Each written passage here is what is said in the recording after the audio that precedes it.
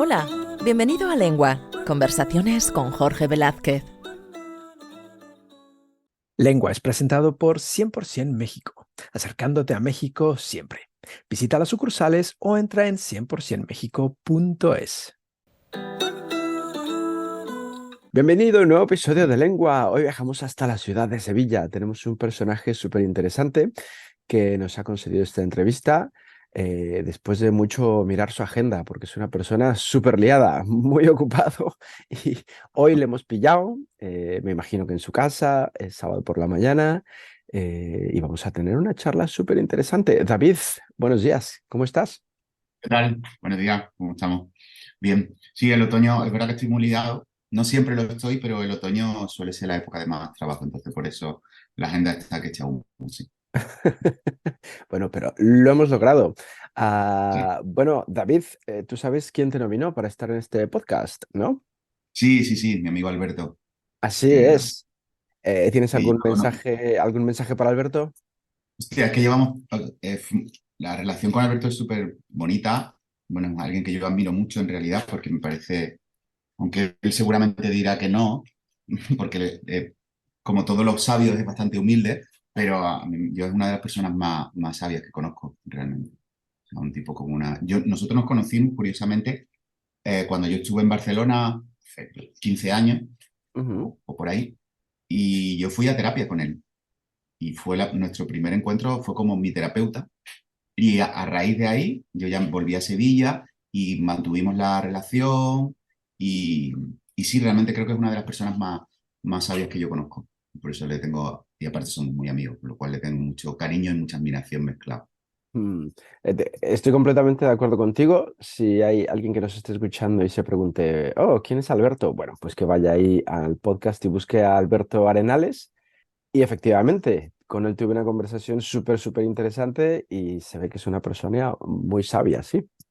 Sí, y es verdad que o sea, claro, cuando me contactaste, pues estuve, bueno, escuché varios de los podcasts, de los programas, Ujú, y es verdad que la conversación con Alberto fue bastante chula, también porque creo que se permite un espacio y un tiempo de reflexión que a veces en otros contextos no ocurre, ¿no? Y sí, fue bastante chula. Pues eso, que escuchen la conversación con Alberto, pero vamos a charlar contigo el día de hoy, David. Vale. Bueno, tú eres sevillano, eres licenciado en Sí, interpretación por la Escuela Superior de Arte Dramático de Sevilla, también estudiaste periodismo en la Universidad de Sevilla, pero no sí. solo eres actor, director, dramaturgo, también eres profesor, podríamos decir hasta poeta, ¿no? Un poquito. Bueno, poeta, no, o sea, poesía escribo, pero como en la intimidad, pero no la saco fuera. Pero sí que creo que hay algo en mi literatura dramática, sí que creo que hay como un aliento poético. No Ujú, diría yo que es poesía exactamente. La poesía me parece como una disciplina muy exigente y yo no me considero poeta, pero sí que creo que hay algo poético en mi manera de escribir. Sí, ujú. sí, sí. Bueno, tú en tu web te defines como inventor y ejecutor escénico, agitador y cantaor malo. ¿De verdad cantas Sí, tan mal? no, pero bueno, no lo sé, pero, o sea, no canto mal, si no, no cantaría, pero yo soy muy aficionado al flamenco y siempre tenía como, o sea, el flamenco es verdad que es otra disciplina muy exigente, por la rítmica, por la afinación, o sea, es un género como complicado musicalmente y yo siempre pues lo he cantado también en la intimidad, como en la poesía. Y llegó un momento en que en las piezas que yo creaba empecé a cantar en escena. Y me di cuenta de que la mejor manera era nombrarme como cantador malo porque me quitaba presión.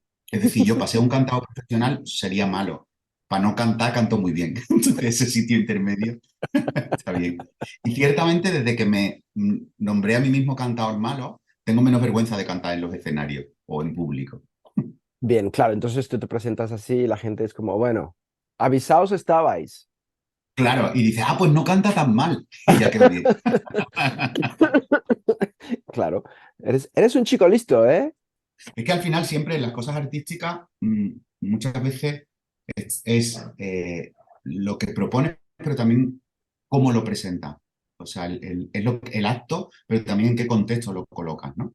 Entonces, es verdad que yo cambié, o sea, yo decidí a partir de un cierto momento que era muy largo esto de director, dramaturgo, profesor, y me parecía que esto de inventor y ejecutor escénico, ese sitio en el que yo me invento cosas, puedo solo inventarme la cosa y luego la ejecutan otras personas, pero también puedo inventármela y ejecutarla yo, o puedo solo ejecutarla. Entonces me parecía como una manera, bueno, de resumir, de sintetizar, y creo que también es importante artísticamente saber nombrarse. O sea, creo que definirnos es una forma de conocernos y de posicionarnos. Al final, nuestra identidad tiene que ver, por supuesto, con nuestro interior, pero también con lo que decidimos producir, lo que ponemos en la escena de la vida también, ¿no? Entonces, es verdad que en los últimos años cada vez le damos más vuelta tanto a cómo me defino yo como artista, como cómo defino las cosas que voy haciendo. Sí. Oye, vamos a volver un poco a los inicios. Tú primero estudiaste periodismo y después arte Sí. dramático, ¿cierto? Tú en un principio entonces querías ser periodista, viajar por el mundo, escribir para periódicos de todo el mundo, o cómo En fue? realidad fue una cosa mucho más, o sea, yo en realidad, por algo que todavía no entiendo, cuando yo estudié bachillerato, yo tengo ahora 50, por lo cual yo estudié en un plan antiguo, entonces en tercero de BUP, que entonces tenía 16 años, tienes que decidir ciencias o letras, era como las opciones. Y mi padre me convenció para estudiar ciencias cuando yo siempre he sido un negado para las ciencias absolutas. Y efectivamente en tercero de U estudié ciencias puras y fue una catástrofe, o sea, yo siempre había sacado buenas notas y de pronto claro, cateé casi todo porque yo ni me gustaba ni se me daba bien. Entonces en COU, era el último año de la preparación a la universidad, me pasé a letras mixtas porque ya no podía coger letras puras. Y yo creo que seguía con esta cosa de estudiar algo que tuviera salida. Yo creo que estudié periodismo sobre todo porque era algo vinculado a las letras, pero que supuestamente tenía más salida que filología o filosofía, que probablemente es lo que habría querido estudiar. Y es verdad que cuando llegué a la carrera, como en el segundo año, yo me di cuenta de que aquello no me interesaba especialmente. Y entonces yo ya estaba haciendo teatro y a partir de tercero de carrera empecé a estudiar arte dramático. Entonces, realmente yo dejé de ir a la Facultad de Periodismo, a de Ciencia de la Información, y yo me saqué la carrera. Eso sí, tuve un pacto con mi padre que me dijo, vale, me parece bien que estudies arte dramático, no sé muy bien qué es eso, pero vale, estúdialo, pero termina la otra carrera también. Entonces yo lo que hacía era, yo estaba liado con el teatro todo el curso y cuando llegaba el verano me ponía a estudiar todo lo que no había estudiado en el curso de periodismo y efectivamente sacaba, no era muy difícil tampoco estudiar periodismo, no era nada heroico. Pero bueno, me pegaba mis 2 mesecitos en verano estudiando y en Mm. septiembre me presentaba y sacaba todas o casi todas. Mm. Y no he vuelto, o sea, y en realidad no hice prácticas de periodismo. En realidad, al cabo de los años sí he tenido más relación con el periodismo y ha habido algo que me interesa, pero durante muchos años no. Y es verdad que al cabo de los años, por un lado, empecé a hacer crítica de teatro, escribía en el diario.es, estuve como 4 años escribiendo y fue curioso. De hecho, creo que ha sido un gran aprendizaje, esta cosa de tener que publicar todas las semanas y tú vas a escribir una pieza de en torno a 1000 palabras que tú sabes que cuando le dejas enviar, poco después la va a leer, mucha o poca gente, pero la van a leer ya. No tienes Ujú. como este tiempo de la literatura en el que tú escribes, reescribes y ya. Y fue una muy buena gimnasia. Y en realidad creo que también al final, en mi manera de hacer ahora, por ejemplo, en el teatro, creo que esa visión de periodista, de ir a los sitios y conocer las historias de la gente y sacar un poco de ahí las historias, no solo de mi experiencia personal, ha aparecido, pero curiosamente cuando ya no lo esperaba, a partir de los 40 o así es cuando ha dado la cara a mi vocación periodística. Te has reencontrado con el periodismo. Sí, Y entonces, ¿cómo empezó lo del arte dramático? ¿Cómo empezó lo del teatro? pues en el instituto donde yo estudiaba había una asignatura de esta, no me acuerdo cómo se llamaba, pero que era como optativa, una optativa, y era teatro. Y yo estudié en el Instituto B, que era aquí en Sevilla, que era un instituto con mucha tradición teatral. Siempre había grupos de teatro, salió mucha gente. Carlos Álvarez Novoa, que es un actor así como, ya murió, un actor bastante famoso, bueno, al principio en teatro a nivel nacional y también en cine era uno de los personajes, participaba en la película Solas de Melito Zambrano, que fue una película así como de los 90, un poco como que catapultó al cine andaluz a otras cotas. Ujú. Y entonces este hombre fue profesor de literatura y entonces empezó con el teatro en el instituto y yo me apunté en realidad con un amigo un poco bueno, por el gusto de apuntarme. Y allí me quedé. conocí a gente con la que estaba a gusto y ya no dejé de hacer teatro, en realidad. O sea, yo eso, empecé con 16 y desde entonces hasta hoy no he parado. Al final muchas veces uno decide cosas por omisión. Te pones a decidir, o sea, tú vas tomando decisiones y te das cuenta en un cierto momento de que no vas tomando decisiones, pero lo que vas haciendo, cuando miras con perspectiva, dices, vale, yo estaba tomando decisiones, igual no me daba cuenta, pero sí que fui apostando, no solo en quedarme, o sea, eso, empecé periodismo, pero seguía yendo al instituto a ensayar con el grupo de gente con el que habíamos seguido haciendo teatro.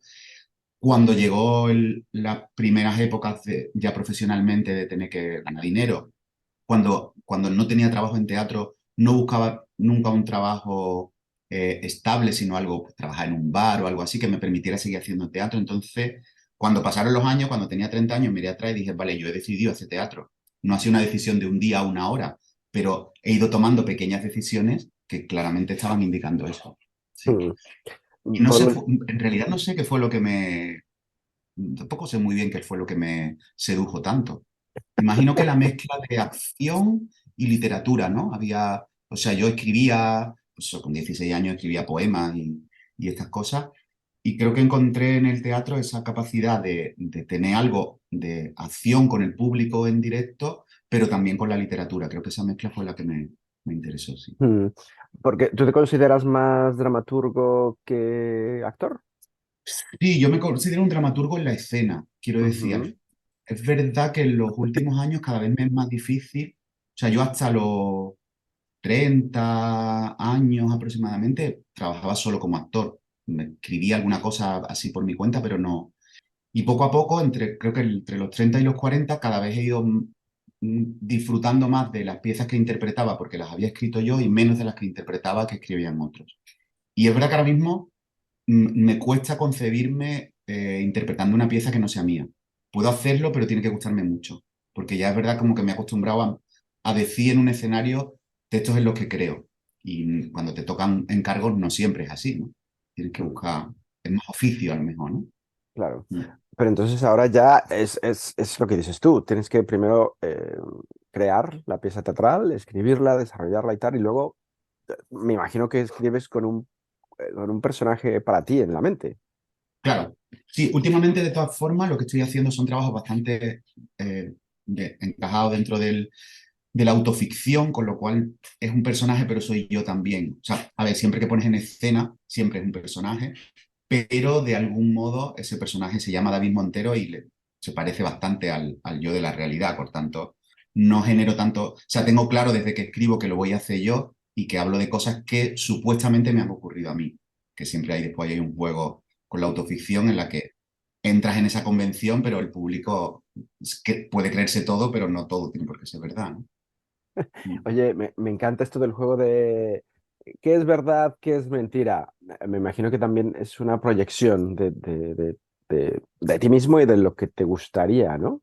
Claro, al final, primero, las reglas de la ficción son las reglas de la ficción. Entonces, en el momento en que tú empiezas a colocarte como un elemento de ficción, aunque el nombre sea del personaje coincida con el de la persona, eso tiene unas reglas que ya van aparte. Y es verdad que también da mucha libertad, tanto hacia lo bueno como hacia lo malo. O sea, yo puedo contar en una obra que he hecho cosas maravillosas que nunca he hecho, pero que me encantaría haber hecho, pero también puedo colocar al personaje de David Montero en unas desgracias terribles que no me han ocurrido. De hecho, en la penúltima pieza que hice, había una historia que el personaje de David Montero era o sea, efectivamente coincidían muchas cosas, un dramaturgo con 40 y tantos años que está acostumbrado que últimamente está escribiendo muchas piezas basadas en su propia vida y que de pronto tiene un problema de creatividad y una crisis económica aguda, debe meses de la hipoteca, Hacienda está a punto de embargarle. Entonces todo esto decido que ocurre en la obra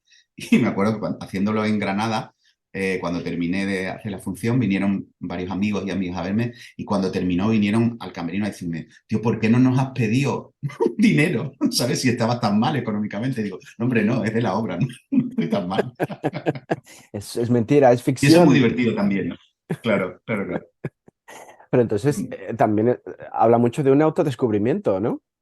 Claro, bueno, sí, el hablar de uno mismo Claro, a mí lo que me interesa en realidad de esta cosa de hablar desde lo autobiográfico, Ujú, obviamente cuando hablas desde lo autobiográfico hablas de cosas que te tocan, pero lo que me interesa es cómo, o sea, cómo se puede hacer viaje desde lo autobiográfico a lo político y lo social.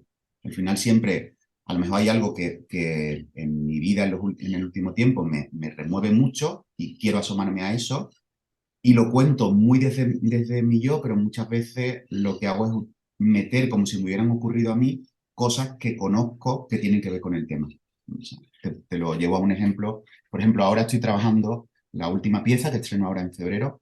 Se llama El tiempo del hijo y es una pieza que parte de una experiencia personal que es que mi madre tuvo Alzheimer y murió hace un año y medio. Entonces yo decido contar una historia sobre eso, pero obviamente voy a contar cosas que me ocurrieron a mí, pero lo que me interesa es qué lugar tiene la enfermedad y la muerte en la sociedad actual y a partir de eso, o sea, yo cojo testimonios de otra gente que me han contado cosas que le han pasado en su experiencia relacionadas con el Alzheimer y las coloco como si me hubieran ocurrido a mí también.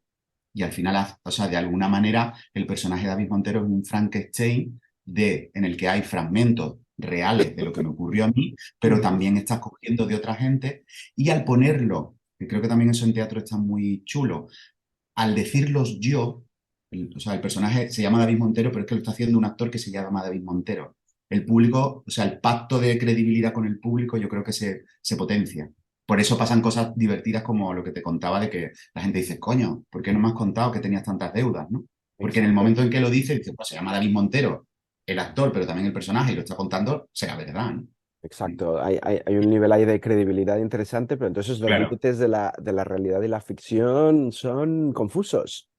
Claro, bueno, pero siempre pasa en el escenario, ¿no? O sea, el teatro yo creo que por definición parte de un acuerdo en torno a la mentira. O sea, no es como una película en la que si tú haces una película de época, lo normal es que todo el trabajo de arte, de caracterización, de vestuario, busquen el realismo. En una obra de teatro, por muy realista que quiera ser, el marco del teatro ya hace que todo sea mentira. Y sin embargo, jugamos todos a que es verdad, ¿no? Entonces, como ese juego paradójico entre verdad y mentira del teatro permite esto. Entonces, claro, la autoficción como que lo que hace es echarle como un palito más a la candela de ese juego entre la verdad y la mentira, ¿no? Había un escritor muy famoso aquí en España, Marías, que escribió Sí, varios artículos que decía que él no le gustaba el teatro precisamente por eso, porque le costaba mucho trabajo entrar al juego de la mentira. claro, claro. Claro, bueno, yo tengo varios amigos que son muy aficionados al cine y es verdad, y van un poco al teatro y también me decían siempre, es que en teatro la gente habla raro, porque es cierto que el teatro te obliga a tener una proyección de voz y un volumen, para que se entere todo el público, Ujú. que modifica la naturalidad, ¿no?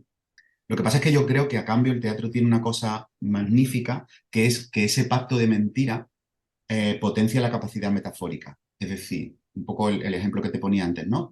Si tú quieres hacer una película que ocurre en la luna, tienes que montarte un pedazo de decorado para que el público vea la luna. Ujú. En una obra de teatro, tú estás en un escenario vacío y dices que estás en la luna y ya estás en la luna. No hace falta, ¿vale? Todo eso. O yo siempre cuento, como doy muchas clases, siempre cuento que en el acto tercero del Rey Lear, que hay como una tormenta terrible, que está el Rey Lear con el bufón por allí perdido, yo he visto, pues, desde el Rey Lear del Calixto Vieito, que efectivamente llovía en todo el escenario litros y litros de agua y estaban los dos empapados y tú estabas viendo aquello.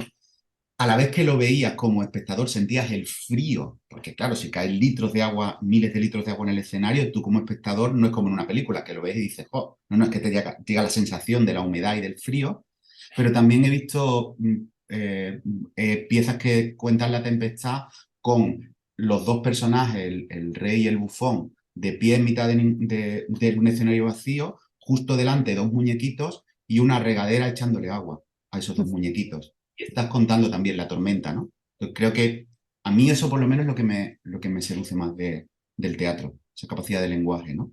Y esa complicidad con el público, ¿no? Es como, tienes que Claro, creerte lo que te estoy contando y el público entra en ese juego de, vale, me lo creo. Cuéntame más. claro, porque de alguna manera yo creo que, y por eso el ejemplo con el cine o con el audiovisual en general es muy clarificador. Al final la película ocurre en la pantalla, la obra de teatro ocurre en la cabeza del espectador, porque el espectador lo que hace es combinar lo que ve con lo que significa o con ese pacto de mentira que se ha generado y es en la cabeza del espectador donde está ocurriendo. Entonces, tú en el escenario estás viendo dos muñequitos con una regaderita y dos actores, pero dentro de tu cabeza sí aparece la tormenta. Eso me parece que es como lo más chulo, ¿no? Y Ujú, después, claro, en el teatro siempre, que esto es una cosa que no me he inventado yo, en el teatro los cuatro elementos que aparecen, que son el público, los ejecutantes, el espacio y el tiempo, se duplican. Está el elemento de la ficción y el elemento real, porque en cine desaparece lo real, en teatro no, desaparece la realidad. Yo hago de Harley, pero yo sigo siendo David Montero. O sea, el público nunca va a olvidar que soy un actor. En una película, si está bien hecha y te metes en la historia, entonces yo no desaparezco, pero el público tampoco. Si suena un móvil en un escenario, en un patio de butaca, afecta. Y hay un momento, cuanto menos de titubeo quienes están en el escenario, pero también el tiempo. Tú estás jugando con un tiempo real, la obra dura 1 hora y cuarto, pero en realidad 1 hora y cuarto en el presente, pero sin embargo tú puedes estar haciendo Harley y estás hablando de una historia que transcurre durante muchos años en el siglo XIII. ujú. Y el espacio también. O sea, tú estás en un teatro y tú nunca dejas de ver el escenario. La cámara negra siempre está presente. Sin embargo, a la vez estás en el sitio que sea durante la función, ¿no? Entonces, y a mí lo que me gusta del teatro es que no desaparece la verdad y no la realidad, pero tampoco desaparece la ficción. Los dos están conviviendo todo el rato. Eso es como lo chulo. Ujú. Y una de las cosas, de hecho, que hace el teatro contemporáneo es negar toda la ficción y eliminar todo lo ficcional. Mucho teatro contemporáneo, a partir del happening y de la performance también, lo que está haciendo es que todo sea verdad, que todo sea real, que no haya nada de ficción, ¿no? Y a Ujú. mí me gusta moverme a veces en ese terreno de nada de ficción, a veces que parezca que no hay nada de ficción, como en esta cosa de contar la historia de David Montero, pero sí la hay, y otras veces en el terreno de la ficción, ficción que también, que sigue siendo el reino de lo teatral, ¿no? Claro. Vamos, pero entonces sigues investigando, sigues Sí, evolucionando. Bueno, ya que mencionaste estas obras de teatro donde mezclan ficción y tal, esta que decías de el autor arruinado, sin dinero, tú has vivido toda tu vida del teatro. Y es como un estigma, sí, ¿no? Es como el típico paradigma de, no, es que los actores no mueren de hambre, es que claro, los teatreros son pobres. claro. O sea, sí, yo creo que yo hasta los 30 y pico, de vez en cuando tenía que recurrir a los bares. Y seguía haciéndolo porque, lo que te decía antes, porque es una forma, o sea, es un trabajo que te permite pues, tener unos horarios, pero si de pronto te sale una actuación o otro trabajo, bueno, si te sale un trabajo bueno, puedes dejar el bar y no pasa nada, no es como otro tipo de trabajo que... Y después, si tienes trabajos puntuales, con un bar siempre te puedes organizar y decir, oye, me haces este turno, que me ha salido un trabajo, tal, no sé qué. Ujú, Pero es verdad que creo que las últimas veces que trabajé en bares fue a los 35 y es verdad que fue una cosa, los primeros años, sí que o sea, entre los 25 y los 30 trabajé, básicamente mi sustento venía de los bares y de ujú, vez en cuando ganaba dinero con el teatro y a partir de los 30 cada vez había más dinero, me entraba a través del teatro y menos a través de los bares y ya eso, a partir de los 35 he seguido trabajando solo en teatro. Es verdad que otros compañeros y compañeras que trabajan solo como actores, actrices, wow. Porque claro, yo es que he hecho de todo. O sea, yo dentro del teatro he escrito teatro, he dirigido, he actuado, he hecho regiduría, he hecho producción, me he inventado proyectos. O sea, es verdad que cuando no me sale trabajo de una cosa, me sale de otra. Creo que eso hace también muchas veces que yo esté con muchos frentes abiertos, a veces un poco cansado esa parte, pero al menos yo aquí en Sevilla es la única manera que conozco como de ganarte la vida. Rara vez tienes un proyecto al que te puedes dedicar en exclusiva un año. Muy difícil, muy difícil. mm, Pero bueno, no me quejo, ¿eh? Es verdad que siento que es verdad que he trabajado mucho, que siempre he intentado, incluso cuando me salían trabajos, la primera vez que me llamaron para dar clases, por ejemplo, de dramaturgia, yo decía, bueno, yo he escrito mis obras a mi manera, pero yo qué sé cómo se escribe, ¿no? Y es verdad que siempre he dicho que sí a esas apuestas, a esas posibilidades, a esos retos, pero también es verdad que una vez que he dicho que sí, he trabajado mucho para intentar hacerlo bien. Eso es verdad, ¿no? Mm, Y entonces, bueno, y aún así me siento un privilegiado, ¿no? Yo, de la gente que estudió conmigo, hay mucha gente que tenía muchísimo talento, mucho más talento que yo, y sin embargo, esta vida es muy exigente, es verdad que es una vida muy inestable y yo no me compro nada a plazos, por ejemplo, o sea, son cosas muy simples, pero es cierto, ¿no? Que yo no tengo un sueldo asegurado, entonces, bueno, tienes que aceptar vivir así. Y hay gente que tenía, pues ya te digo, más talento que yo y la misma pasión por el asunto, pero de pronto descubrieron que lo que querían en la vida era incompatible, querían una cierta estabilidad que era incompatible con este oficio, ¿no? Con las formas de este oficio de inestable, ¿no? Tiene mucho que ver con la obstinación y con la resistencia, ¿eh? Este es un oficio de quedarse, de resistir las épocas difíciles que las hay. Y siempre es verdad que tanto en lo material, en confiar en que te vas a seguir ganando la vida con este oficio, como en lo artístico, siempre hay una parte que es un acto de fe. O sea, porque ¿para qué sirve el teatro? Bueno, ¿para qué sirve el arte en general, no? Entonces, eh, tienes que conectar siempre con esa fe en que sirve para algo, en que no solo me sirve a mí, sino que también le sirve a otra gente y es por eso que te quedas, ¿no? Sí, sí, claramente es ujú. así. Me imagino que tu padre vio muchísimas de tus obras y las disfrutó y te dijo, pues qué bien que te dedicas a esto, hijo. Eres muy bueno. Sí, siempre a ver, también depende de los contextos, o sea, mi padre y mi madre, mi madre que ya murió, pero ambos son de clase baja y, y no, o sea, no han tenido una relación, de hecho mi padre tiene el graduado escolar de milagro y mi madre directamente cuando tenía 10 11 años, era la más chica de su casa y mi abuela materna estaba enferma y entonces la quitaron del colegio y se puso ya a ayudar a mi abuela. Y mi Ujú, madre se sacó el graduado escolar como cuando tenía 40 años. Entonces, claro, la relación de ambos con... No había libros en mi casa, por ejemplo. Para ellos siempre ha sido un mundo como entre la fascinación y la desconfianza. Y bueno, hay veces las obras que son más convencionales, igual, a mi madre le gustaban más. Cuando hacía cosas más raras, pues me decía, qué bonito hijo, pero yo entendía que era porque era mi madre, ¿sabes? Que en verdad no le había interesado nada, no se había enterado de nada. O sea, yo creo que su obra favorita fue una obra que yo hice de Caro Valentín, que es Caro Valentín era un dramaturgo, un cómico del periodo de entreguerras en Alemania y hacía como sketches cabareteros, eran muy interesantes. Y hicimos una obra que era bastante comercial y mi madre era su obra favorita, probablemente esta es de las que menos me ha gustado a mí de las que he hecho. Y ella, sin embargo, siempre me decía, es que esa obra me encantaría que la hicieras más veces porque me lo pasé tan bien. Bueno, está bien. Pero es verdad que después, sobre todo yo creo que cuando descubren o sea, yo creo que valoran los dos mucho que yo haya seguido apostando por una cosa difícil y que me haya ganado la vida y de algún modo entienden que eso que hace es importante para ti y ahí yo creo que es donde se conectan. Y mm, después, verdad que en las partes, las más autobiográficas, claro, mi padre, por ejemplo, porque cuando yo empecé a escribir estas obras más autobiográficas, mi madre ya estaba enferma. Entonces ya no venía a las obras porque para ella hubiera sido un mal rato, ¿no? Porque ya lo de quedarse sentada en una butaca, no hablar y tal, no sé cuánto, le costaba mucho.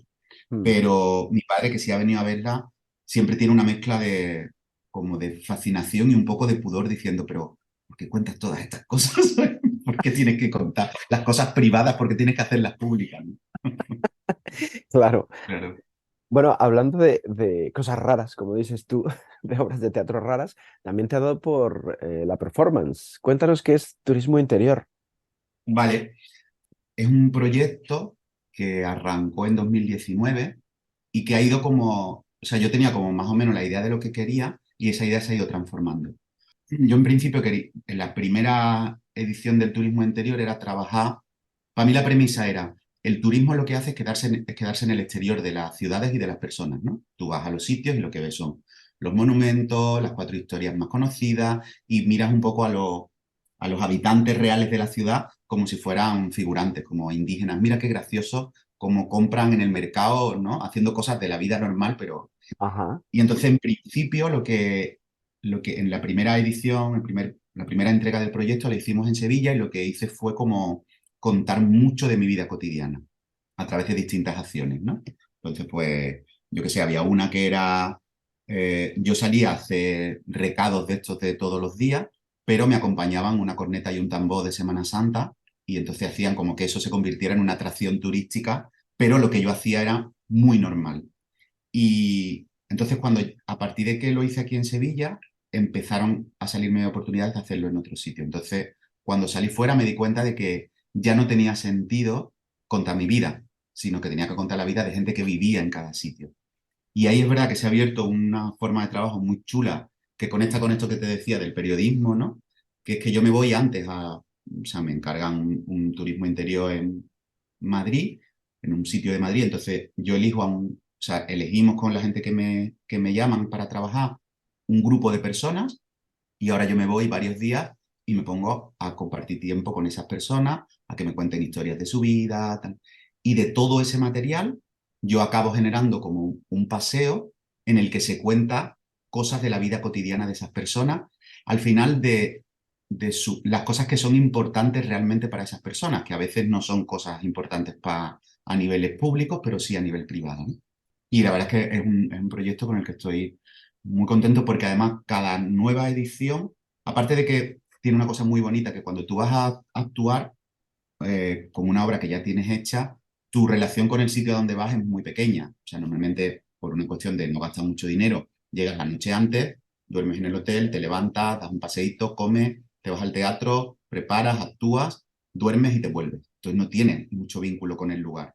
Claro, yo me voy una semana antes y yo en esa semana pateo la ciudad, me voy a no sé cuánto, entonces eso es muy chulo. Y después, es verdad que yo creo que siempre que le ofreces a la gente tiempo y atención, la gente se abre. Eso es una cosa que he ido descubriendo y comprobando con el turismo interior. O sea, tú coges a cualquier persona, lo que estamos haciendo ahora tú y yo, ¿no? Que es, vale, me interesa tu vida, David, y lo que piensas y cuéntame. Eso lo haces con cualquier persona de cualquier extracto social, intelectual, y se abre y te cuenta cosas. O sea, yo me paso normalmente con cada persona, aparte de otras cosas que hacemos colectivas, me paso mínimo media hora de entrevista privada con esa persona. Y no ha habido nadie que no me cuente cosas que me dejan, como me estremecen, ¿no? Porque siempre hay un momento en que todo el mundo te abre su corazón. Y claro, esa es la, como la joya que aparece, que como está grabada además, yo después, la gente va con cascos, después el paseo va audio guiado y la gente va escuchando fragmentos de esas historias que cuentan las personas. Mm, sí, porque eso te iba a preguntar. En este trabajo hay souvenirs y máquinas, ¿no? Que es lo que me cuentas ahora. Los souvenirs son los testimonios de las personas que viven en ese sitio, ¿no? Claro, y las máquinas, a ver, yo llamo máquina al final tú tienes que organizar ese material, Ujú, ¿sabes? Toda esa documentación que has generado, tienes que darle una forma para que sea comunicable al público que viene a verla. Entonces, para mí cada máquina es como el dispositivo que tú formalizas para poder compartirlo con el público. Entonces hay como máquinas variadas que eso, pues, para mí cada máquina era como, más que, o sea, es una performance que después es replicable. Para mí es como, me pongo un poco pedante, pero intentaré no serlo demasiado, como una tecnología. O sea, es una herramienta. Normalmente estamos acostumbrados a que una obra de teatro es una cosa que tú haces, terminas y repites siempre igual. ujú. Entonces yo con las máquinas de turismo interior lo que planteo es, yo tengo una tecnología, una forma de hacer, pero después la aplico a la realidad que me encuentro. Por tanto, el resultado final varía en cada sitio, porque en cada sitio me encuentro una cosa diferente, pero no llego al sitio de vacío. Claro que tengo como una fórmula aproximadamente con la que trabajo. Ese sería un poco el concepto. Wow, y me imagino que has hecho cuántas de estas performances ya. Llevamos 7, Ok. 7. Mm. Y es verdad que ha sido lento porque no era fácil para los programadores. Creo que ahora lo están empezando a entender, pero no era fácil para los programadores entender lo que proponíamos. Porque decían, pero mándame un vídeo de la obra terminada. Y yo decía que no te lo puedo mandar. O sea, yo te puedo mandar un ejemplo de lo que hice la vez anterior, pero lo que haga en donde voy en este sitio va a ser solo para este sitio. Nunca más lo voy a hacer. Y no te puedo explicar antes lo que es porque hasta que no me junte con la gente, no lo sé. O sea, por ejemplo, la última que he hecho ha sido en un pueblo de la Sierra de Segura en Jaén, que se llama Pontones, pueblo muy Ujú. pequeño de 1.200 habitantes. Y claro, yo cuando me lo encargan, lo primero que hago es pues leer sobre el lugar. Y ahí descubro que la Sierra de Segura, que está pegada a la Sierra de Cazorla en Jaén, es un territorio con muchas aldeas pequeñas y pueblos pequeños también, pero muchos asentamientos que viven 25 personas, 20, y en la época de Franco, Franco decide que eso es su coto de caza y empieza a expropiar aldeas a tope. Y Wow. resulta que además el grupo de gente con la que yo trabajo, casi todos son jubilados, que se tuvieron que ir efectivamente en los años 50-60 a trabajar a la costa de Levante, la mayoría de ellos construyendo invernaderos, y cuando se jubilan, vuelven al pueblo.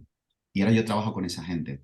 Claro, lo que sale a partir del trabajo con esa gente no tiene nada que ver con otros turismos interiores, porque era muy bonito porque se generaban como el pueblo, había dos rutas a la vez de alguna manera. Estaba la ruta del presente, pero también el pueblo que toda esa gente recordaba que ya no existe. Entonces, una de las acciones, por ejemplo, era un jubilado maravilloso, que en una calle llena de casas deshabitadas me iba diciendo quién vivía antes en esas casas. Aquí vivía Manolito, que tenía 2 hijos y tal, no sé cuánto. Ahí enfrente vivía no sé quién. Aquí tal, no sé cuánto. Y son casas vacías.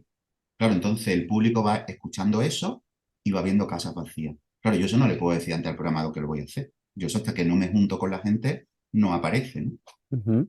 Wow, muy, muy interesante. Oye, invito a la gente que nos escucha que vaya a tu web, bueno, la web de Turismo Interior, Sí, turismointerior.info, y ahí van a encontrar mucha información, vídeos y demás. Es un proyecto súper interesante. Me imagino que de momento solo has hecho turismo interior dentro de España, pero en algún sí, momento esto será internacional. sí, espero que sí. Es verdad creo que este tipo de propuestas cada vez son, se están teniendo más en cuenta porque al final, ¿cómo podemos competir? O sea, la ficción dramática, es decir, contar historias a través de personajes, es algo que el cine y sobre todo últimamente las plataformas lo hacen muy bien. O sea, tienen a los mejores y las mejores guionistas haciendo historias muy bien hechas. Entonces creo que la fuerza del teatro, que es la presencia, igual tiene que buscar otros lugares en donde sí pueda competir con armas que solo puede tener él. Y yo creo que este tipo de propuestas que lo que hacen es no llevar una obra terminada, sino ir al sitio y que sea la propia gente del sitio la que interviene en la obra y de alguna forma la están haciendo, es una propuesta que efectivamente con eso no se puede competir. Obviamente quienes lo hagan tienen que tener una mirada artística, o sea, no es fácil en muy pocos días generar un relato y un paseo y a gente que nunca ha hecho teatro, colocarlas en un sitio en el que ese amateurismo que tienen no sea un impedimento, sino todo lo contrario, vaya a favor de la pieza, ¿no? Pero creo que sí que hay algo ahí muy valioso y además tiene otro elemento maravilloso que es que cuando son la gente del lugar las que actúan, tú tienes asegurado al público, porque van a querer ir a verlo el resto de la gente del sitio, ¿no? Wow, muy, muy interesante este proyecto. Oye, bueno, invitemos a la Mm, gente a que vaya a la web y ya que hablamos de webs, también que visiten la tuya, de montero.es, ¿cierto? sí, cierto. Ok. Estás escuchando Lengua. Conversaciones con Jorge Velázquez. Y bueno, al principio del podcast decíamos que eres una persona muy ocupada, que estás súper liado, porque claro, también tienes un podcast de dramaturgia. También tengo un podcast. Como decían, hay ahora mismo más podcasts que personas, ¿no? O sea, como por cada Efectivamente. persona hay 2 podcasts, ¿no? Sí, Sí, yo no sé si sí, para pues bien o para mal, pero sí, es verdad. claro. A mí es un formato que me ha servido mucho.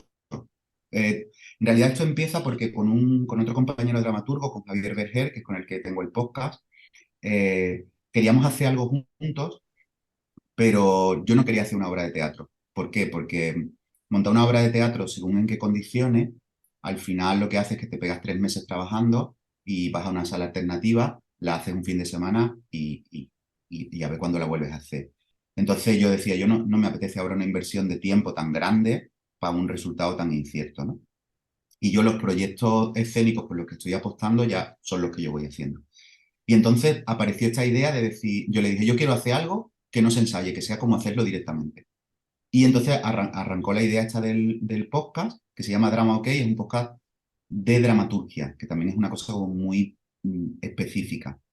Y empezamos, y es verdad que empezamos poco antes de la pandemia, y yo creo que la pandemia fue lo que nos hizo dar el salto, porque fue un momento, un tiempo en el que teníamos mucho tiempo, libre todo el mundo, ¿no? Ujú. Y nos sirvió para empezar al principio de una manera muy torpe técnicamente. Ahora cuando escucho los primeros programas suenan fatal los primeros, ¿sabes? Porque, claro, no teníamos todavía ni equipo ni conocimiento técnico básico. También es verdad que en estos años, como las herramientas técnicas han avanzado muy rápido. Ahora mismo, o sea, hay como muy buen material a un precio muy asequible y que a lo mejor hace 5 años no había. Eso es increíble, ¿no? Y bueno, sí, hemos encontrado, yo creo que un formato chulo. Y es verdad que tampoco aspiramos nunca a tener muchísimas escuchas porque al ser tan específico, o sea, te tiene que interesar la dramaturgia y encima tiene que gustarte lo que hacemos nosotros dentro de la dramaturgia, o sea que es como muy específico, pero sí, sí, nosotros, o sea, ya llevamos, yo no sé si más de 200 programas. Entonces, claro, Wow. es verdad que Javier y yo hemos hecho alguno con público en directo y claro, la gente nos decía, joder, pero lo habéis preparado mucho. Y a lo mejor habíamos hecho una escaleta y un guioncito en un día entre los dos. Pero claro, es que llevamos los dos charlando y grabando pues, 100 horas. Eso es muchísimo. Entonces, es verdad que ya nos conocemos, nos entendemos, sabemos sin guión cómo está cada uno, cómo tira para adelante. Sí, sí. Y después está guay porque... Ajá. Dime, dime. No, no, no, está guay. ¿Por qué? Porque, bueno, porque al final entrevistas a otra gente, bueno, un poco lo que haces tú, ¿no? Y al final es verdad que cada entrevista, si a poco que tengas suerte, algo bonito sacas, ¿no? Del encuentro con otra gente. Sí. Exacto. Se llama Drama o qué y lo puedes encontrar en iVoox, que es donde también está nuestro podcast, y en YouTube, ¿cierto? Sí, cierto. Y en Sí. Spotify creo que está. Te digo creo porque he de confesar que toda esa parte la hace más Javier Berger.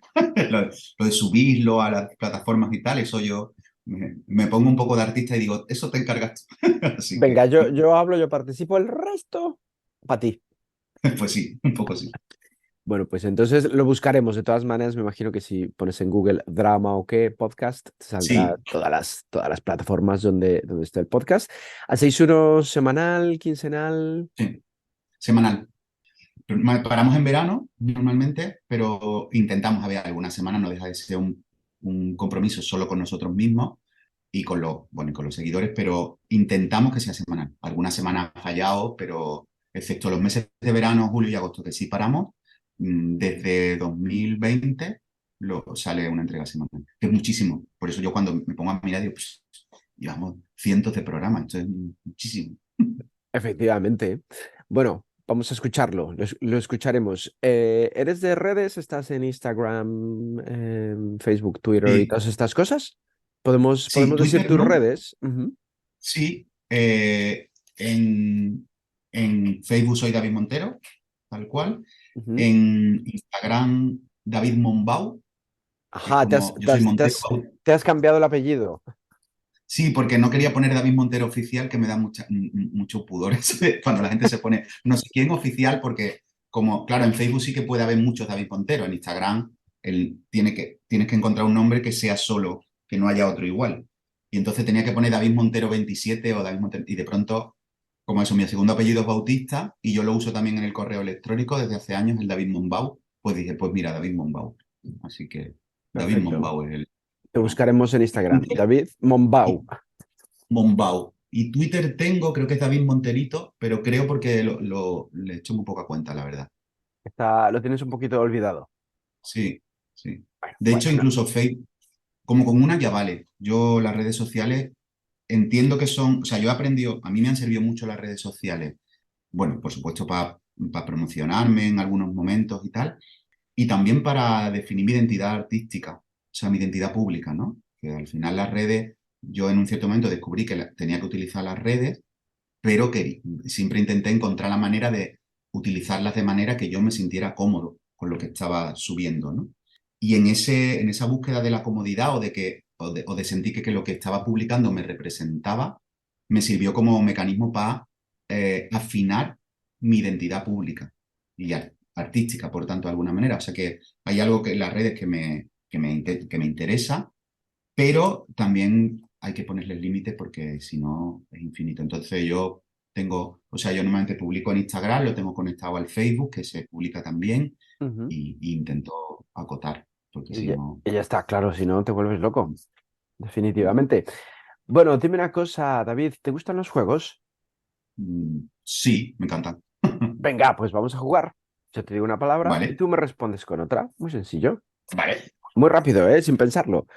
La primera, vale. suerte, Fortuna, fuego, corazón, amor, sexo, dolor, gloria, libertad, auscultar. su... ¿Por qué ha salido esa? Pero esa ha salido. Muy bien. La siguiente es sueño, Razón, familia, dolor, casa, rota, escuela, oficio, amistad, paraíso, música, paz, turismo, interior, cultura, libertad, Sevilla, amor-odio, lengua. sexo. Soy muy sexual por la mañana. Sobre todo por la mañana. Muy bien. Siguiente, podcast, Diversión, comida, obligación, muerte, esperanza, teatro, yo, ciudad, extrañeza, sexo, amor, entrevista. apertura, Y la última, arte. misterio. Perfecto. Oye, Ujú. normalmente no le pregunto a la gente, pero ¿tu relación con Sevilla es de amor-odio? Sí, bueno, al final el sitio en el que vive siempre se establece, bueno, creo yo que se establece siempre una mezcla de cosas, ¿no? Porque, bueno, aunque sea por omisión, como hice con el teatro, he decidido seguir viviendo en Sevilla siempre, por tanto, de alguna manera es la ciudad, es el lugar que he elegido, pero como vivo aquí de toda la vida, también le veo muchas cosas que no me gustan nada. Y Sevilla es una ciudad maravillosa por un lado, o sea, es una ciudad que tiene un tamaño mediano, con lo cual no tienes como ni la cosa de la gran ciudad que gastas mucho en desplazamientos, ni tampoco lo que a mí no me apetece de una ciudad pequeña o un pueblo que todo el mundo conoce a todo el mundo y que todo el mundo sabe la historia de todo el mundo. O sea, te permite anonimato, tiene una oferta cultural y artística razonable. Entonces, eso está muy bien y se vive bien, pero también que es verdad que creo que Sevilla es una ciudad muy enamorada de sí misma, se cree que como siempre la mejor, y una ciudad que tiene una cosa muy bonita, que es como muy abierta hacia la calle, hacia los bares, a la convivencia, pero a veces esa también, como todas las virtudes, también esconde los grandes peligros o los grandes defectos, ¿no? Y yo, por ejemplo, una de las cosas que descubrí en Sevilla era que era muy fácil tomar cervezas con gente y hablar de proyectos, pero no tan fácil encerrarse a trabajar con gente en proyectos. Y eso, por ejemplo, no me gusta mucho. Mm. Es un poco frustrante, ¿no? Sí.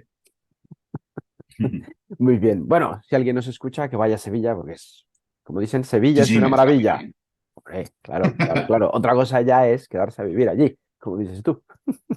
Mira, hay una anécdota que siempre cuento con esto de Sevilla, que una amiga alemana se vino a vivir a Sevilla y en Sevilla es muy habitual que tú te encuentres con alguien por la calle medio conocido, ¿no? Dice, hombre, ¿qué pasa? ¿Cómo estás? Bien, bien, ¿y tú qué tal, tío? A ver si nos vemos, ¿no? A ver si quedamos algún día. Venga, nos llamamos la semana que viene. Venga, venga, sí, adiós. Claro, esta chica alemana literalmente llamaba la semana siguiente. Entonces tardó 2 meses en entender que era mentira, que no querían quedar, que no iban a llamar. Entonces ya cuando pasaron los 2 meses me decía, David, ahora lo entiendo. La gente no va a llamar, nadie va a llamar a nadie. Es solo una...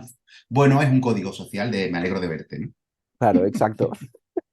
Eso es muy típico, por ejemplo, en México con el ahorita, ¿no? De, Claro, Me pillas muy ocupado, ahorita te llamo. No te va a llamar, o sea, no te va a llamar, no te va a llamar. O lo típico cuando una madre le dice a su hijo, haz esto, sí, ahorita. No lo va a hacer, o puede ser en una semana. yo, yo lo viví eso en un... Yo estuve un par de veces en México trabajando, yo iba de regido con espectáculos de flamenco y Ujú. el ahorita descubrí que a veces le pedías algo a alguien y decía, sí, sí, ahorita. Y descubrí que no siempre eso significaba que lo fuera a traer. Vamos, que lo has vivido en carnes Lo he propias. vivido, sí. Oye, ¿y qué tal por México? Bien, bueno, es lo que te decía, pero llevado al extremo, lo de que vas a los sitios y no te enteras de nada. En realidad, yo fui para una actuación, entonces volábamos un día, llegábamos al día siguiente, teníamos ahí como medio el jet lag, por la tarde te ibas al teatro y estabas todo el día encerrado en el teatro, pues yo iba de regido, con lo cual estaba en montaje, salía por la noche, cenaba y al día siguiente nos volvíamos. O sea que en realidad lo que pueda contar es bastante superficial. Vamos, no, no, que tienes que volver a México de vacaciones con toda Claro. calma, vamos. Esta ida a México no cuenta. Bueno, David, No nos cuenta, tienes ¿no? que recomendar unas cosillas, un disco, una serie, Vale, un libro y una peli. A ver qué nos vas a recomendar. vale, pues una serie recomendaría A 2 metros bajo tierra, que es una serie ya antigua, pero que yo no vi en su momento, la he visto hace un par de años así, y me parece maravillosa y además muy como o sea, como que ayudó mucho a concebir el formato que ahora nos parece muy habitual. Y era como de las primeras series que hacía eso, y me parece que tiene un personaje maravilloso, una historia. En realidad, A 2 metros bajo tierra es Harlem. Por lo menos la primera temporada es claramente la historia de Harlem, ¿no? Un Ujú. chico que no quiere ocuparse, muere su padre y no quiere ocuparse del negocio familiar, o sea, del reino de Dinamarca, sería, ¿no? Ajá. Y su padre se aparece como un fantasma, o sea que Harley a tope. Está muy bien escrita, muy bien hecha, los actores y las actrices están increíbles, o sea que sí, Mm, esa vale, sería sin duda. muy buena recomendación. ¿Qué libro nos recomiendas? Una cosa que he leído hace no demasiado, que se llama, una novela que se llama Nada se opone, espérate que lo voy a buscar, que lo tengo aquí, y así lo digo bien. Sí, sí, sí, sí, sin problema. Nada se opone a la noche, de Delfín de Vigan. Ok, ¿y Una novela. por qué tendríamos que leerlo? A ver. Pues mira, yo la he leído porque con todo el proceso de creación de la pieza nueva del Tiempo del Hijo, he leído muchas novelas, autobiográficas o no, y ensayos sobre la muerte de la madre, la muerte del hijo, o sea, como los duelos, ¿no? Y esta novela, de todo lo que he leído, es la que más me ha gustado. Es una historia es una escritora que su madre con 60 y pocos años se suicida y es desde la madre, o sea, intenta reconstruir la vida de la madre desde que la madre es niña hasta el suicidio. Y está escrita maravillosamente y tratando un tema bueno, que es muy fácil entrar en el melodrama, la tía se maneja muy bien. Ha sido una de las novelas que más me ha interesado de las últimas cosas que he leído, sí. Vale, muy buena recomendación. ¿Y qué peli nos recomiendas? Bueno, he visto una también, claro, inevitablemente de lo que uno está últimamente trabajando, una película de Sokurov que se llama Madre e Hijo, que es una película. Es muy dura, es también, como ves, cuando me meto en un tema, me meto, Sí, y sí, es sí. como las últimas horas de vida de una madre cuidada por su hijo, película que dura 70 minutos, es muy dura, pero es una película increíble, ¿no? Uf, pero eso suena un poco drama, ¿no? Es muy dura, Ujú, sí. Pero bueno, ujú. Ok, bueno, la buscaremos. ¿Y música? ¿Qué nos vas vale. a recomendar? ¿Qué disco? Ajá, pues mira, he encontrado. Bueno, hay una pieza que me gusta mucho, que es ¿cómo se llama él? Ay, no me acuerdo. Es un compositor renacentista italiano. Bueno, cualquier cosa, para no ponerme ahora a intentar acordarme el nombre exacto, yo soy muy fan de la polifonía religiosa renacentista de la escuela sevillana. O sea, aquí en Sevilla, en el Renacimiento, hubo una escuela de polifonía religiosa increíble. Entonces, Francisco Guerrero, Cristóbal de Morales, yo cuando los escucho vuelvo a creer en Dios. Eso me parece que es maravilloso. Wow, eso, entonces hay que escucharlo, vamos. Ese ratito solo, ya cuando acaba cuando acaba el concierto, ya vuelvo a ser ateo, pero ese rato creo en Dios.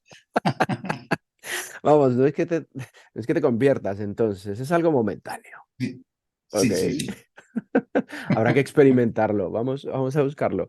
Oye, antes de terminar, hay una cosa que te quiero preguntar.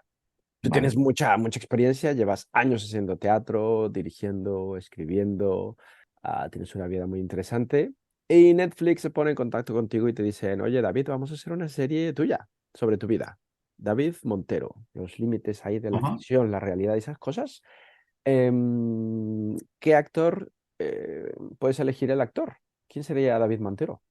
Pues mira, yo diría que Antonio de la Torre, que además dicen que nos parecemos un poco. Entonces está bien porque es famoso, es muy buen actor, parece un Es actor buenísimo, sí, sí, sí, sí. extraordinario. Y encima, mira, como tenemos un aire, y él, bueno, él es malagueño, pero también vive aquí en Sevilla y tal, creo que podría ser Me parece podría estar guay que quede perfectísimo, bien. me parece perfectísimo. ¿Y qué nombre le ponemos a la serie? El turista interior. Definitivamente, vamos, te gusta, te Sí, quedas con sí, sí. el turista interior. Sí. Ok, es un buen título además, es como, interesante, turista interior. Sí, Oye, David, qué placer charlar contigo. Esta entrevista lo está mismo digo. llegando a su final. Así como nuestro amigo en común, Alberto, me habló de ti y me dijo, tienes que charlar con este crack de la dramaturgia. Ujú. ¿Tú a quién me recomendarías? ¿Con quién podemos charlar? Tres personas que digas, esta chica, este chico va a estar muy bien en lengua. Vale. Pues mira, me parece muy interesante Antonio Álamo, que es un dramaturgo y novelista, bueno, nació en Córdoba, vive aquí en Sevilla y además tiene mucha relación con México. De hecho, su mujer es mexicana Ujú, y ha vivido en México y, bueno, y me parece un tipo muy lúcido. Para mí, un poco tipo Alberto. O sea, son dos personas con una mirada sobre la realidad muy particular, nada complacientes con los discursos dominantes y también me parece un tipo muy interesante para charlar con él. vale. Eh, Te diría Violeta Gil, que es una poeta y también hace teatro con una compañía, con La Tristura, y es poeta y novelista. Vive en Madrid y Ujú. tiene una novela que se llama Llego con tres heridas, cambiando el verso de Miguel Hernández, una novela autobiográfica muy, muy chula. Violeta me parece una tipa Vale, genial. interesante. ¿Y quién te digo de tercero? Bueno, eh, un- creo que él no va a querer que se le entreviste en podcast, pero Manuel Gregorio González es que es un tipo bastante, no tiene redes sociales, es como pero me parece un sabio también, es un tipo que escribe sobre todo ensayo, es sevillano también, Ujú. y Manuel Gregorio es otro, para mí es otro sabio. Ok, Sí, sí. pues habrá que convencerle, habla con él, dile, oye, mira, que te lo vas a pasar bien, Te lo digo, que no está mal. vale, vale, sí, se Genial, lo recomendaré porque además es verdad que el rato es súper agradable, o sea que me a ver si lo alegro. convencemos. David, entonces, ¿lo has pasado bien? Sí, súper a gusto, estamos a gustito, sí. Pues de eso se trataba. Oye, mil gracias por esta mañanita de sábado, compartiendo el café, un cigarrito. No ha estado mal, ¿eh? No, no ha estado mal. Ha sido muy agradable, sí. He echado muy buen David, rato. Y unas espero... risas que siempre está bien. Claro, eso siempre viene bien. Pues David, espero poder conocerte algún día en vivo y en directo. Perfecto, yo también lo espero. Muchas Seguro que gracias, sí. David, un abrazo. Un abrazo. Hasta Chao. luego. Gracias por habernos acompañado en este viaje a través de una historia inspiradora e interesante. Te esperamos la próxima semana, aquí, en Lengua.